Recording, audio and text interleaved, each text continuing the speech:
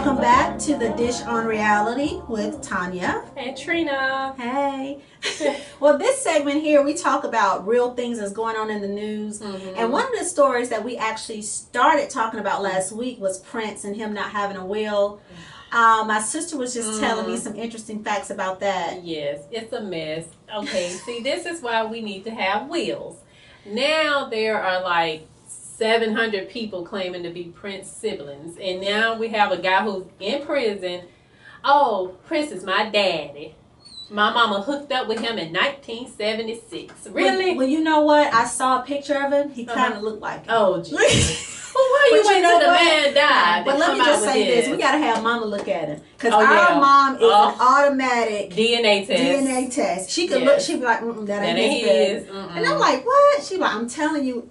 Better than paternity court. She is. She's better than any DNA test. Yes. So yeah, we'll talk to her about it. We'll talk to her about it, show her the pictures. But yeah, that's really really interesting. I just don't understand. Even if you don't have much, you know, if you only have a washing machine and dryer to leave, write it out because people will be fighting over it. You know, but I just find it hard to believe that he didn't have one. I think I'm more of a conspiracy theorist when it comes to that. I really do think he had one. Yeah, here I go. Because I just don't believe he didn't have a will. That just doesn't make sense to me. He just seemed way too responsible for that. He really, you know, was serious about what he put in his body and just how I don't believe it. And then what he went through with his record label, you know, with the contracts and stuff. So that's why when he they had said a will, he didn't some have fishy going on. You heard it here first. Well, I might be with you on that one. So, some ain't right. Hopefully they'll straighten it out soon. Some ain't right in the milk. Okay, so the next story is the whole thing about 3 girls drowning in Florida who stole the cars. Really, really sad story. It is. But one of the things that I just absolutely hated was one of the parents on the news who looked like she just rolled out of bed, who had a pink Pepto-Bismol looking bonnet on her head talking to the news. And she was saying that I'm not going to let you guys scandalize my daughter's name. And one of the anchors said, well, how many cars did your daughter steal?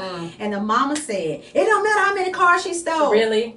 So I was like, okay, the little girl was already doomed. If that's your answer, parent, as a parent, it don't. I mean, oh my God! And then we're 15 to 16 years old, out in the middle of the night. I think the chase happened like 4 a.m. Yeah, it was really, really early. So I'm just gonna say it. I mean, as a parent, I just don't understand why I wouldn't know where my child would be at that time of night. So it was 3 parents who did not know where their children were that time of night.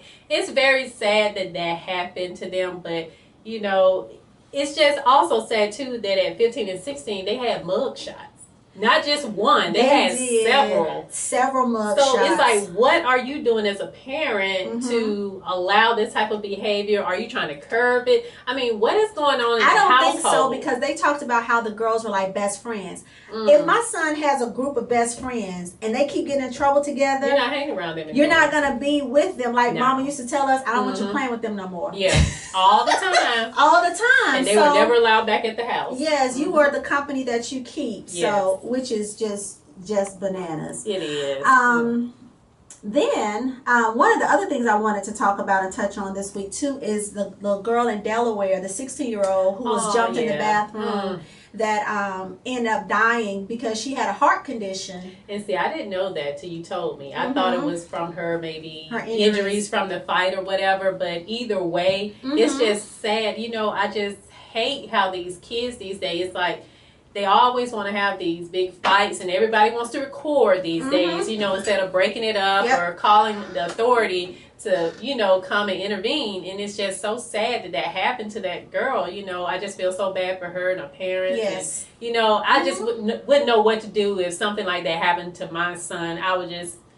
I can't say legally what I would do. Over somebody else, and none of them gonna be with them now. So they're talking about pressing charges, and they should, as adults. They'll be tried as adults, and I think rightfully so. I don't want to seem to be so harsh, but listen, but her life is gone. You know, she's how old was she? 16, you said? I think 16. 16, and her life is gone, and now you basically destroyed yours for no reason. So just dumb foolish stuff. But it's the mindset. So as parents, we really have to talk to our children, especially with girls. You really you need both parents. Yeah. You really do, because you have to value yourself enough to not fight over a boy. Really. Yeah. Yes, but on a lighter note, we want to end this on a lighter note. Yeah. There was an undertaker in Munich. He lost his hearse and the corpse. Really? When he stopped to have a boozy lunch. He tried to get it in while while he's supposed to be working, driving the body. And somebody... Really? Yes. And who steals a hearse? Really? Of all things. Somebody that need a ride. They needed one bad, huh? They needed one bad. That's horrible. Yes, very. I mean, really, of all things to steal.